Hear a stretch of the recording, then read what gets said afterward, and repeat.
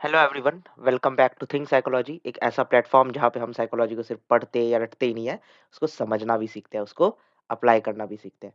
Right. तो आज का जो हमारा न्यू टॉपिक है वो होने वाला है cellular basis of learning and memory. काफ़ी इम्पोर्टेंट। देखिए, अभी तक अगर आप लोगों ने प्रीवियस वीडियोज़ नहीं देखे हैं, अगर आपने मेरा प्लेलिस्ट चेकआउट नहीं किया है डिफरेंट यूनिट्स का, तो भैया जाके कर लो, क्या वेट कर रहे हो, राइट?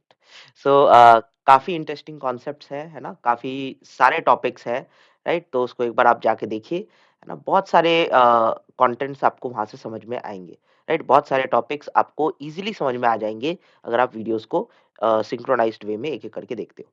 तो अभी जो हम लोग देखने वाले हैं, ये 8th वीडियो है neuropsychological basis of learning and memory का, right? The topic is cellular basis of learning and memory. ठीक है? तो इसको समझते हैं और ये हमारा लास्ट वीडियो होगा इस यूनिट का। ठीक है? इसके बाद will move on to the next unit. ठीक है?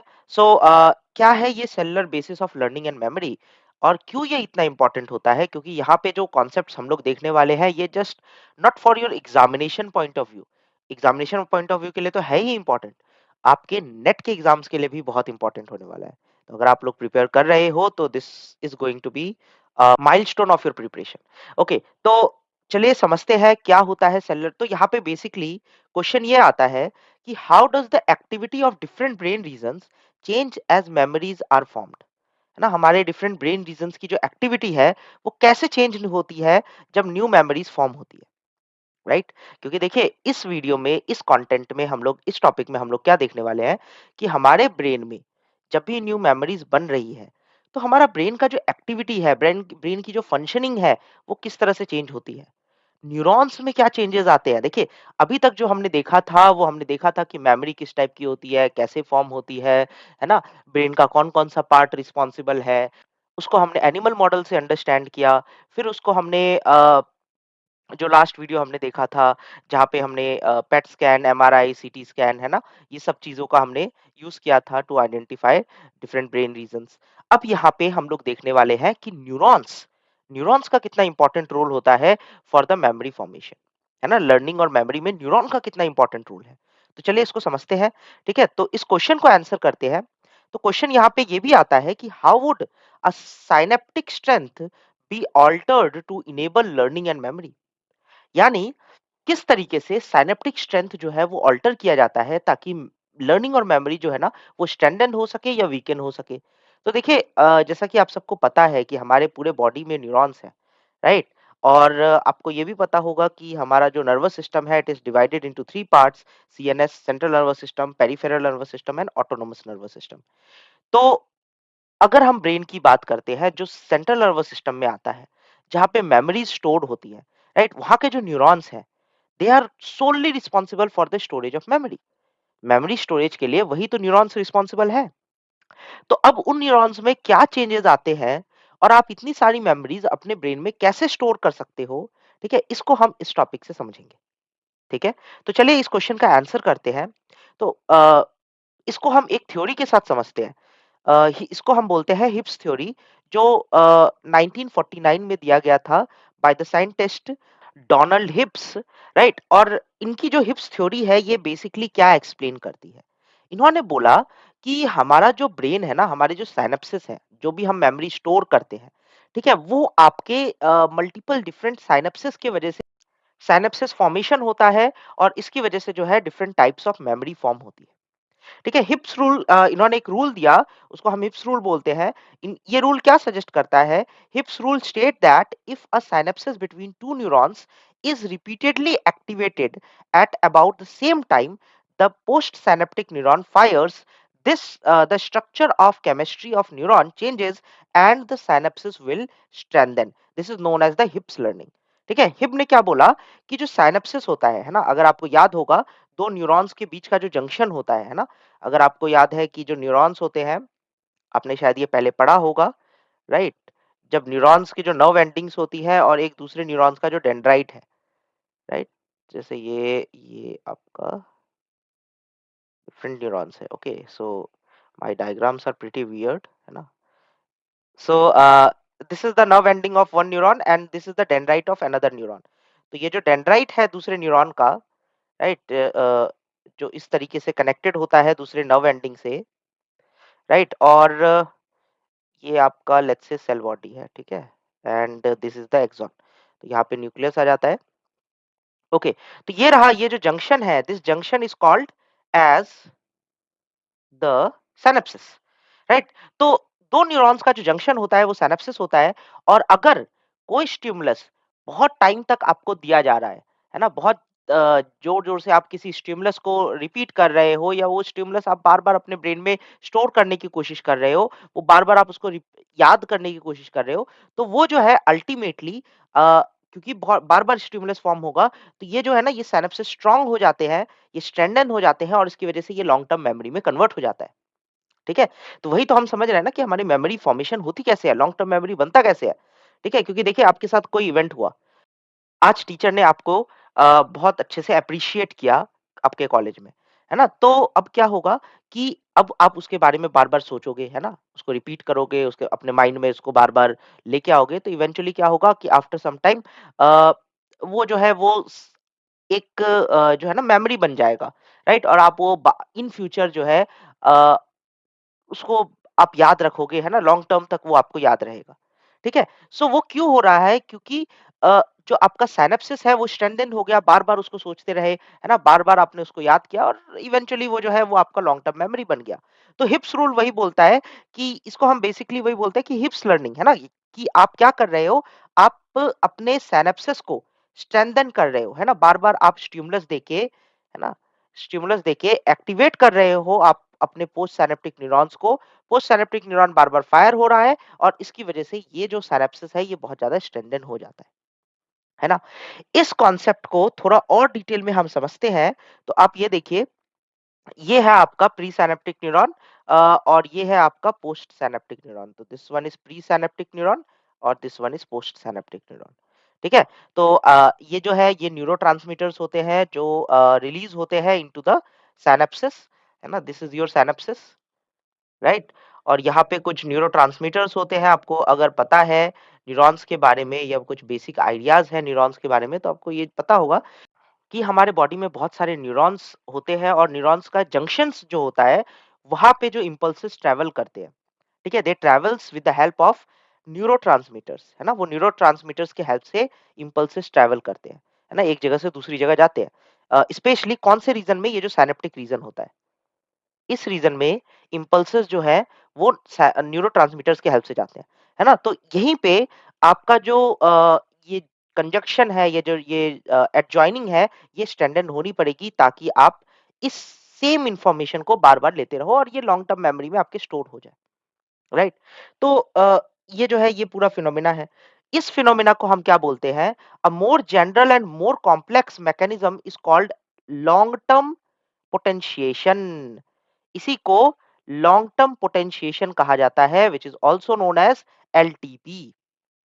ओके, इसका पूरा एक प्रोसेस है जिसको अभी हम लोग समझने वाले हैं कि लॉन्ग टर्म पोटेंशिएशन होता क्या है ना? और कैसे ये लॉन्ग टर्म पोटेंशिएशन हमारे न्यूरॉन्स में होता है। आप इसको कोशिश करिए इसको समझने का।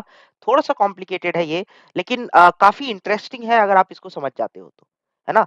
अ, तो लॉन्ग टर्म पोटेंशिएशन में क्या होता है, एलटीपी में क्या होता है, बेसिकली इसको हम थोड़ा सा समझते हैं, है ना? In this process, neural circuits in the hippocampus that are subjected to repeated and intense electrical stimulation develops hippocampal cell that becomes more sensitive to stimuli.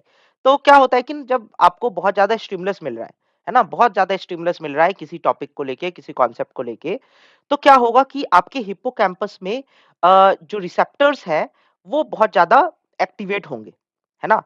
उसको इलेक्ट्रिकल स्टिमुलस बहुत ज़्यादा डेवलप होगा, तो इसकी वजह से एक हिप्पोकैम्पल सेल डेवलप हो जाएगा, ठीक है? जो इस स्टिमुलस को लेके सेंसिटिव होगा। तो आप देखिए कि ये जो है, ये लॉन्ग टर्म पोटेंशिएशन से पहले का न्यूरॉन है, ठीक है? मतलब पहले का कंजक्शन है बिटवीन 2 न्यूरॉन्स, है ना? तो ये आप देख सकते हो, this is between before long term potentiation, है ना? और आफ्टर लॉन्ग टर्म पोटेंशिएशन में आप देखिए कि किस तरह से न्यूरॉन का जो शेप है, ये जो कंजक्शन का शेप है, ये चेंज हो गया, क्योंकि ये काफ़ी देर तक ये यहाँ पे रहा है ना? ये न्यूरॉन इस तरीके से अटैच बहुत टाइम तक रहा है, और इसमें न्यूरोट्रांसमीटर्स का ट्रांसमिशन होता रहा है। इम्पल्सेस का ट्रांसमिशन इस तरीके से होता रहा है। ठीक है? तो आप ये देख सकते हो, है ना? तो ये है after long term potentiation, right? So ये अभी हमने समझ लिया। तो देखिए लॉन्ग टर्म पोटेंशिएशन में बेसिकली होता क्या है ना? क्या होता है लॉन्ग टर्म पोटेंशिएशन? ऐसा क्या होता है लॉन्ग टर्म पोटेंशिएशन में कि आपके अंदर मेमोरी जो है वो लॉन्ग टर्म तक स्टोर रह जाती है, ठीक है? तो होता क्या है कि कुछ एक्साइटेटरी इम्पल्सेस होते हैं, इनपुट्स होते हैं, है ना? जो बेसिकली स्टिमुलसेस है ना? और कुछ इम्पल्सेस जो आपके ब्रेन से जो आपको मिल रहे हैं, है ना? कुछ इनपुट्स जो आपको मिल रहे हैं, कैसे ये स्ट्रेंथन होगा आप ये देखिएगा। तो यहाँ पे बेसिकली होता क्या है, एक हार्मोन रिलीज होता है which is basically the glutamate. ठीक है, ग्लूटामेट होने से पहले क्या होता है ना कि आपके पास कुछ रिसेप्टर्स होते हैं। एक रिसेप्टर है एनएमडीए जिसको हम बोलते हैं this is an methyl D aspartate. ठीक है, ये एक रिसेप्टर होता है जो इस टाइम एक्टिवेट हो जाता है। जनरली आपके यहाँ पे मैग्नीशियम गेट होता है जो मैग्नीशियम अलाउ कर रहा होता है न्यूरोट्रांसमीटर्स को एंटर होने के लिए, बट ये काफी स्लो होता है और इसमें मेमोरी स्टैंडर्ड नहीं होता।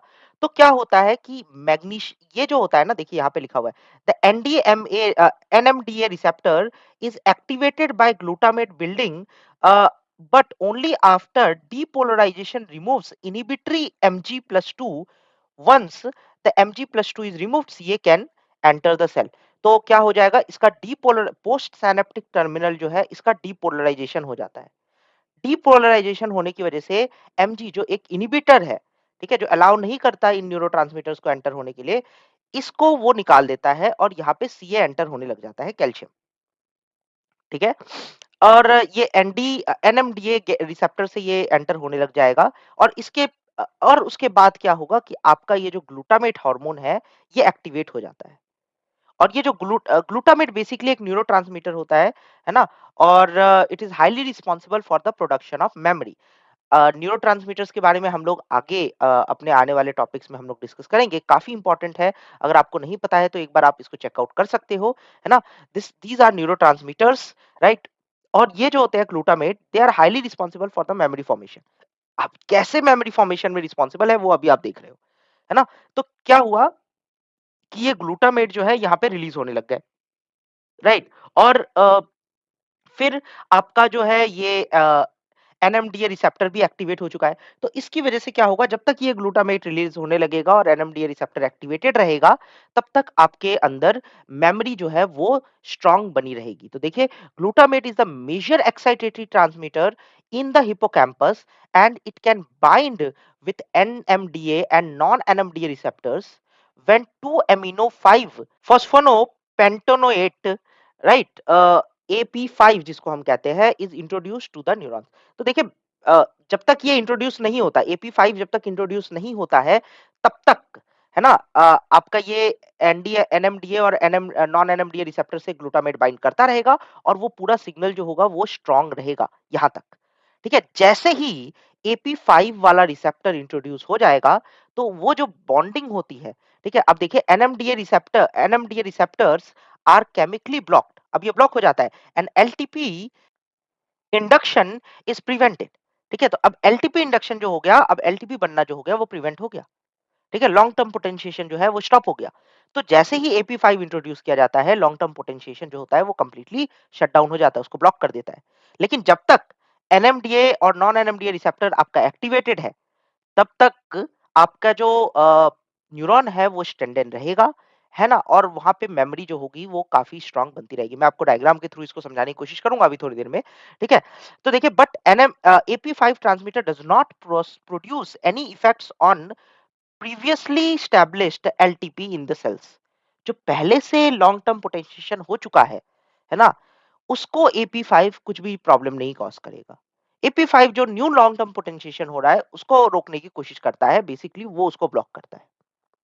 ठीक है, इसीलिए NMDA receptors are central to producing LTP long term potentiation but not maintaining it. ठीक है, एलटीपी जो है उसको प्रोड्यूस करने के लिए तो बहुत इंपॉर्टेंट है एनएमडीए रिसेप्टर, बट इसको मेंटेन करने के लिए आपका नॉन एनएमडीए रिसेप्टर बहुत रिस्पॉन्सिबल होता है, बहुत इंपॉर्टेंट होता है। ठीक है? अब लॉन्ग टर्म पोटेंशिएशन जो है, ये काफ़ी लंबे टाइम तक रहता है। ठीक है?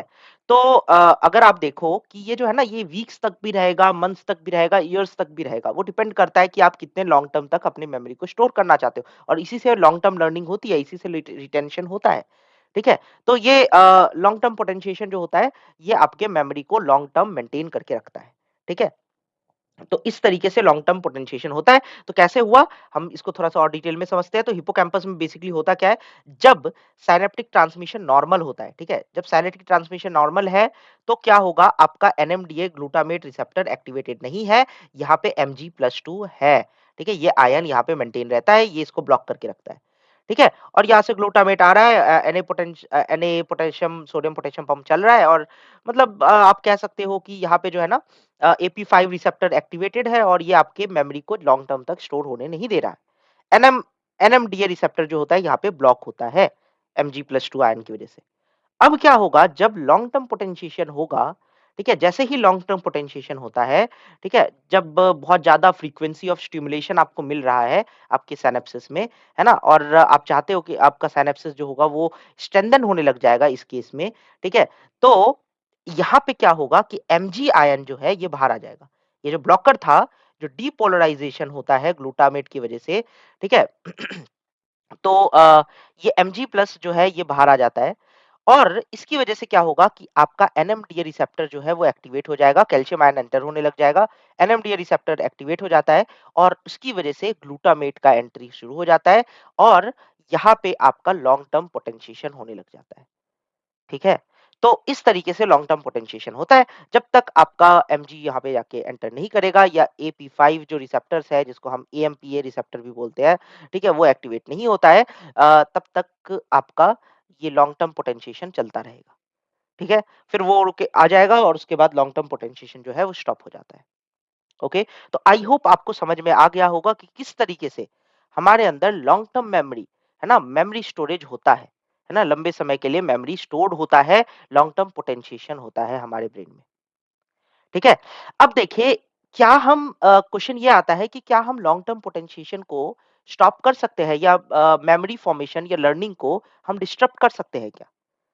तो yes, the answer is yes, definitely we can do it. किसकी हेल्प से? By using different types of drugs. कुछ केमिकल्स, कुछ ड्रग्स को यूज करके हम एलटीपी को, लॉन्ग टर्म पोटेंशिएशन को ब्लॉक कर सकते हैं। ठीक है? तो देखिए यहाँ पे लिखा हुआ है chemically blocking in the hippocampus of normal mice impairs their ability to demonstrate normal place learning. Thus, blocking LTP prevents normal spatial memory। ठीक है? तो मतलब इससे क्या पता चला कि जो नॉर्मल स्पेशल मेमोरी था आपका, वो ठीक से नहीं बन रहा है ना? और वो क्यों नहीं बन रहा है? क्योंकि उसको केमिकली ब्लॉक कर दिया गया। ये किसमें देखा गया? ये एक्सपेरिमेंट हमने करके देखा माइस के अंदर। तो माइस वाला एक्सपेरिमेंट ये है, ठीक है? आप यहाँ पे देख सकते हो कि किस तरीके से इनके अंदर ड्रग्स या केमिकल्स का यूज़ करके एलटीपी का फॉर्मेशन हमने ब्लॉक किया और एलटीपी के फॉर्मेशन को ब्लॉक करने की वजह से इनके अंदर जो लॉन्ग टर्म मेमोरी था वो फॉर्मेशन नहीं हुआ। ठीक है? In similar way genetic manipulations that blocks the cascades of molecular triggers for LTP also impairs spatial learning. तो अगर जेनेटिकली ब्लॉकेज हो जाता है ना, कई बार जीन में प्रॉब्लम आ जाती है, ठीक है? इनेट होता है, बाय बर्थ हो जाता है, तो वहाँ पे भी लर्निंग जो प्रॉब्लम है वो बहुत ज़्यादा फेस करते हैं लोग, है ना? लर्निंग इंटरप्ट होने लग जाती है, लॉन्ग टर्म पोटेंशिएशन इंटरप्ट होने लग जाता है। तो ड्रग्स एक बहुत अच्छा सोर्स है जिससे आप लॉन्ग टर्म पोटेंशिएशन को ब्लॉक कर सकते हो। ठीक है? इसमें बेसिकली होता क्या है? दीज़ एक्सपेरिमेंट्स, अब ये जो एक्सपेरिमेंट्स थे इनसे क्या प्रूव हुआ? These experiments prove a strong evidence of impairing spatial memory by blocking NMDA receptors and preventing LTP। ठीक है? तो उन्होंने बेसिकली क्या किया था? Bye using different types of chemicals या डिफरेंट टाइप्स ऑफ ड्रग्स, इससे उन्होंने क्या किया? उन्होंने जो एलटीपी था, ठीक है? उसको ब्लॉक सॉरी एनएमडीए रिसेप्टर्स था उसको ब्लॉक किया, है ना? और एनएमडीए रिसेप्टर्स को ब्लॉक करने की वजह से LTP formation, long term potentiation जो है वो नहीं होने लग गया, है ना? तो बेसिक यही यही तो कॉन्सेप्ट है। क्योंकि एनएमडीए रिसेप्टर जो है वो एलटीपी प्रोड्यूस करता है ना? लॉन्ग टर्म पोटेंशिएशन करता है। तो आप एनएमडीए को ब्लॉक कर दो, तो एलटीपी प्रोडक्शन नहीं होगा, है ना? हम ऐसे बहुत सारे ड्रग्स यूज़ करते हैं, राइट? जैसे कि आप भी बहुत सारे, जैसे आप नॉर्मल ड्रग्स का एग्ज़ाम्पल ले लो, है ना? तो ऐसे बहुत सारे ड्रग्स हैं जो न्यूरोट्रांसमीटर्स को ब्लॉक करते हैं, है ना? जैसे आपका जो डोपामाइन रिसेप्टर है उसको ब्लॉक कर देता है हेरोइन, है ना? और आप हाई फ़ील करते हो, है ना? बिल्कुल ऐसा लगता है आसमान में उड़ रहे हो अगर आपने कोकेन या हेरोइन लिया है तो।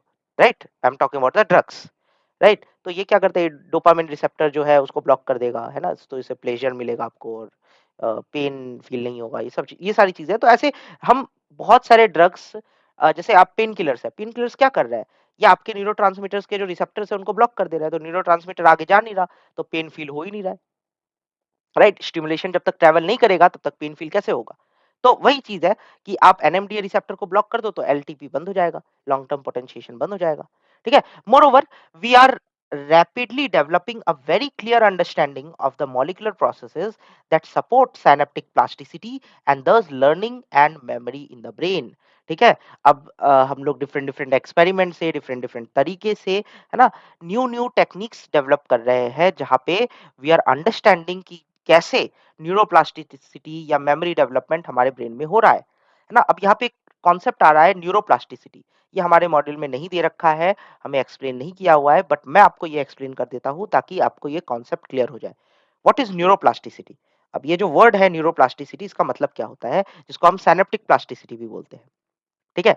ये बेसिकली होता क्या है कि आपने देखा होगा कि हमारे पास ये एबिलिटी है कि अगर हम कोई एक चीज़ लर्न करते हैं तो हम उसको उसके उसकी जगह पे हम दूसरे उसको और एडवांस तरीके से लर्न कर सकते हैं या हम दूसरी नई-नई चीज़ें लर्न कर सकते हैं, है ना? हमारे पास ये एबिलिटी है, हम मल्टीपल टास्क्स को लर्न कर सकते हैं, ठीक है?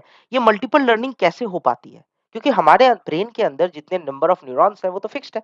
ये ऐसा तो नहीं हो रहा कि नंबर ऑफ न्यूरॉन्स इंक्रीज़ हो रहा है, ना। बचपन में जितने न्यूरॉन्स थे उससे जितने न्यूरॉन न्यूरॉन के कनेक्शंस थे उससे कम हो चुके हैं बल्कि, ठीक है? तो एक्चुअली हो क्या रहा है, हमारे न्यूरॉन्स आ कहाँ से रहे हैं और इतनी सारी इन्फॉर्मेशंस को हम कैसे लर्न कर पाते हैं, ठीक है? तो इसको हम बोलते हैं सिनेप्टिक प्लास्टिसिटी। क्या होता है सिनेप्टिक प्लास्टिसिटी? ये आपके ब्रेन, आपके न्यूरॉन्स की एबिलिटी है टू चेंज इट्स इंटरसेक्शंस, है ना? कि जैसे आपने कोई कॉन्सेप्ट को लर्न किया है, अब शायद वो कॉन्सेप्ट चेंज हो जाता है। जैसे कि बचपन में हम लोग को सिखाया जाता था कि there are 9 types of planets, है ना? Which is revolving around the sun. 9 planets हैं जो सन के चारों तरफ रिवॉल्व कर रहे हैं। अब आज हमें पता है कि 8 प्लैनेट्स हैं। क्या हुआ? प्लूटो जो है वो बाहर हो गया। ठीक है? सो ये जो ये हमने नया चीज़ कैसे लर्न किया? Because of the neuroplasticity. हमारे न्यूरॉन्स की एबिलिटी कि वो अपने आप को इंटरचेंज कर सके, अपने पोज़ीशंस को इंटरचेंज कर सके। ठीक है? जैसे कि आप अ, बचपन में साइक्लिंग सीखे थे, ठीक है? अगर आपने उस साइक्लिंग की प्रैक्टिस नहीं की, तो साइक्लिंग फिर आप गिरने लगोगे, है ना? और साइकिल अच्छे से नहीं चला पाओगे। ठीक है? ऐसा क्यों हुआ? क्योंकि जो आपके न्यूरॉन्स डेवलप हुए थे, उसको आपने बार-बार रिपीट नहीं किया, तो वो लॉन्ग टर्म पोटेंशिएशन नहीं हुआ और आपका जो वो न्यूरॉन्स था वो किसी और चीज़ के लिए डेवलप हो गया। ठीक है? आप शायद स्विमिंग सीख गए, है ना? और वो न्यूरॉन्स वहाँ पे इन्वॉल्व हो गए। ठीक है? तो वो जो आपका नॉलेज था वो थोड़ा-सा इंटरप्ट हो गया। फिर आप दोबारा से उसकी प्रैक्टिसिंग शुरू कर दो, वो दोबारा से आपकी मेमोरी बन जाएगी। ठीक है? वो दोबारा से आपको टेक्निक समझ में आ जाएगा। तो समझ में आया? This is what synaptic plasticity is.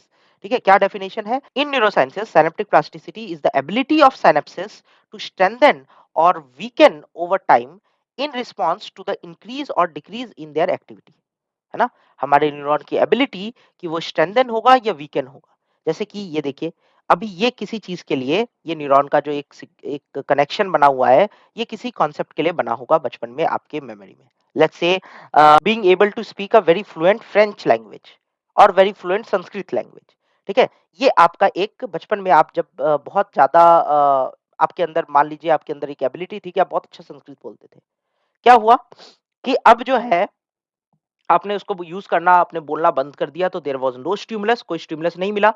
तो क्या हुआ, अब ये न्यूरॉन जो होगा, ये न्यूरॉन अपने सिनेप्सेस को चेंज कर लेगा और ये किसी और चीज़ के लिए, यहाँ पे कोई और दूसरा न्यूरॉन जो है, ये आके इन्वॉल्व हो जाएगा। ठीक है? तो अब जो है ना, जैसे कि आपने अब जो है अ, इंग्लिश बोलना शुरू कर दिया तो आपका जो इंग्लिश लैंग्वेज है, वो बहुत ज़्यादा स्ट्रेंथन हो गया और आपका फ्रेंच और संस्कृत लैंग्वेज जो है वो वीकन हो गया। ठीक है? तो ये कैसे हुआ? By the help of neuroplasticity और सिनेप्टिक प्लास्टिसिटी। आई होप आपको ये क्लियर हुआ होगा। ठीक है? तो this is the last topic of this unit 3, है ना? जहाँ पे हमने इन पूरे कॉन्सेप्ट को समझा। राइट? हमने बहुत सारी चीज़ें यहाँ पे देखी कि मेमोरी कैसे फ़ॉर्म होता है, कहाँ स्टोर होता है ना? ब्रेन का कौन-सा रीज़न है मेमोरी स्टोरेज के लिए, ब्रोंकास एरिया के बारे में हमने समझा, राइट? फिर हमने बोडमैन्स जो एरियाज़ थे, डिफरेंट एरियाज़ उसको हमने देखा, ठीक है? और फिर हमने अभी जो हम न्यूरोप्लास्टिसिटी और लॉन्ग टर्म पोटेंशिएशन के बारे में अभी हमने देखा, राइट? तो बहुत सारी चीज़ें हमने देख ली है।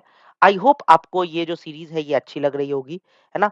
तो अगर अच्छी लग रही है तो डेफ़िनेटली इसको लाइक करिए, राइट? और इसको बहुत ज़्यादा स्प्रेड करिए, राइट? एंड ऑल्सो अगर अभी तक जुड़े नहीं हुए हो आप हमारे साथ, तो जुड़ जाइए क्योंकि बहुत इंटरेस्टिंग कंटेंट्स आने वाले टाइम में आपको देखने को मिलेंगे, ठीक है? तो सब्सक्राइब कर लो इस चैनल को एंड फिर मिलते हैं हम नेक्स्ट वीडियो में with the next topic, with the next concept. एक बहुत इंटरेस्टिंग टॉपिक के साथ हम लोग नेक्स्ट वीडियो में मिलेंगे। तो चलिए that's it for today. Thank you very much.